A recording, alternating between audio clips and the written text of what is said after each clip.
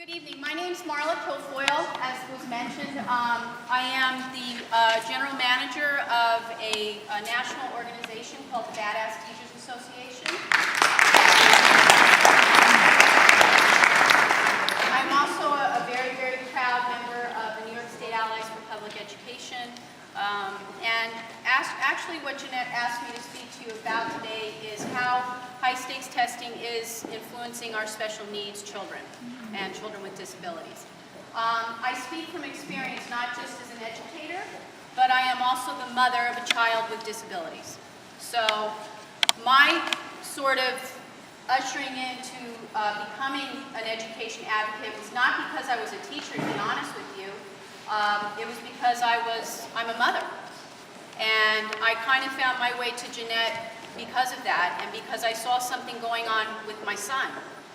And that's really what led me here. And 2 years down the line now, and working 7 days a week, and trying to educate both New York State and the nation about what high-stakes testing is doing to our children. So I'm just going to make 7 quick points tonight about high-stakes testing and how it's affecting our children with disabilities. As we all know, a very high percentage of our special needs children fail the Common Core test. We all know that. 95% of them fail the Common Core test. Quite frankly, as an educator, I look at something, if I give a kid a test in the classroom, 95% of the kids fail it in my classroom, I know something's wrong. I didn't make a very good test, I got to go back. We just know that. So something's wrong when you get 95% of children failing an exam, period. We know that a lot of what these education reformers are saying is that their reforms will usher in equity. And to me, when you get 95% of children failing an exam, there's nothing equitable about that at all. So the fact that they're saying this is about equity, it's not about equity. We all know what it's about. That you wouldn't be here if you didn't know that. We certainly expect them to be able to understand that equity means that you give kids what they need to be successful, and that all kids are not cut out of the same cloth. They're all unique. They all have their own abilities, and when you create something that causes 95% of them to fail, it certainly is not about equity. To me, I always liken it to this. If you're going to create an instrument to gauge learning that causes 95% of children of a certain group to fail it, to me, it's like taking a ramp away from a building and telling somebody with a wheelchair, you can figure out how to get in the building on your own. It's the same thing. So the equity piece of it, for me, drives me nuts. It's not about equity.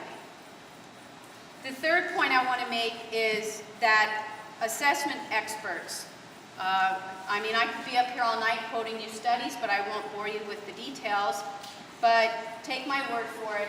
Equity experts have said there's nothing valid or reliable about a measure of what kids learn.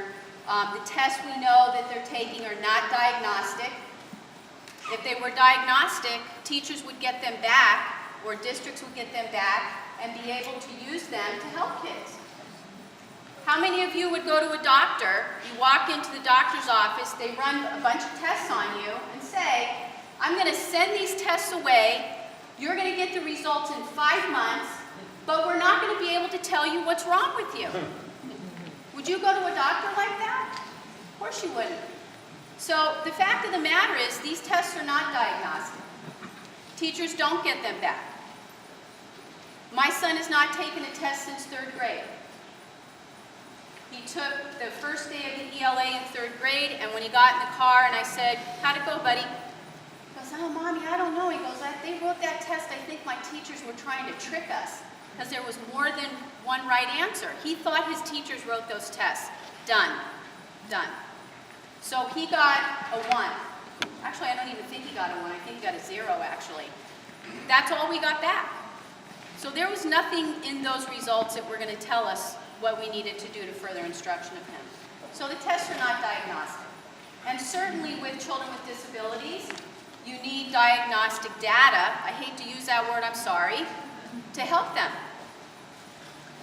Number 4, as we know, teachers don't get the scores back. We don't get them back to help kids. That's not even with kids with disabilities. It's even regular ed kids. The high-stakes tests that we're facing, we know that they're abusive for most of our kids. When you test a child 2 to 3 grades above the grade level, sorry, to me that's abusive. You're setting them up to fail. Take that now and amplify it for a child, and I can speak to my son. My son works about a grade level below. So now take that, so he's having to work 3 to 4 grade levels above himself, plus getting double time. So if he were to sit for tests, which he does not, that's 3 days of ELA with double time, so it's 9 hours in those 3 days. Then he's got to take math the next day, so that's 18 hours of instruction that he's missed to take a test that's not used to help him. So the tests are abusive. They label the kids as scores, and we don't get the data back. The 6th thing I want to talk about is the new diploma that the state is now offering, which is an insult, and any parent that is a parent of a child with disabilities really needs to roar up to Albany about this. This diploma was phased in with the Common Core. It's passed in anticipation that fewer children with disabilities would meet the requirement to graduate. So they know, possibly, could 90% of our children with disabilities now not graduate from high school? What are we going to do with them? Let's create a new diploma that's going to funnel them to really menial jobs. I want my kid to go to college. I want him to go to trade school. What if he wants to enter the military? He's not going to be able to do any of that if he gets a CDOS diploma. So that's something that we have to be very, very aware of.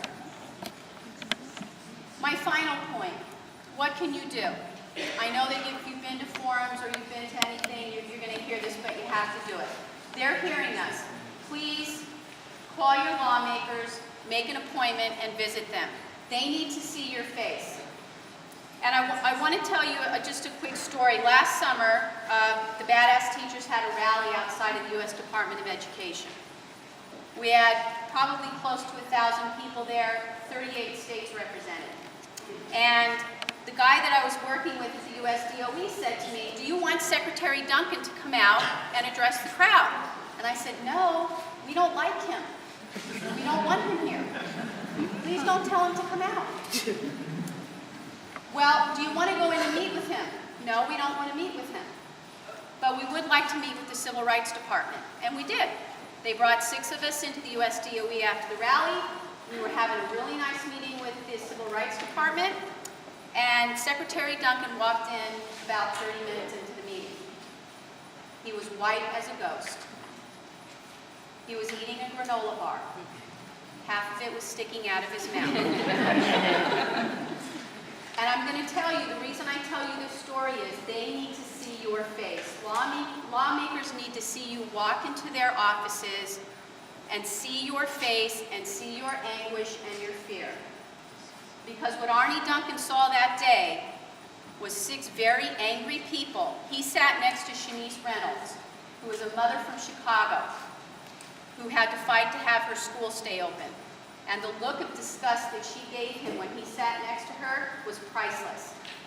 Nobody welcomed him. We didn't take pictures with him. We didn't even acknowledge him when he entered the room. But we let him have it. They need to see your face. So please go in and see your lawmakers and tell them this has to stop. That's very important. That's a lesson I learned from Arnie Duncan. Make an appointment, go in. You can get your talking points from nysafe.org. There's tons of stuff on that website. The other thing I think is important for parents, reach out to your local unions. Reach out to them. They're in the same boat. And a lot of people get very angry when I say this. I'm a mommy, but I'm also a teacher. In many ways, our hands are tied. A lot of our power is now coming from our mommies. And reach out to your local union and say, what can I do? Can I make a forum? What can I do to help you? And I think that's very important. So that's sort of my message about special needs and other sorts of things. So thank you very much.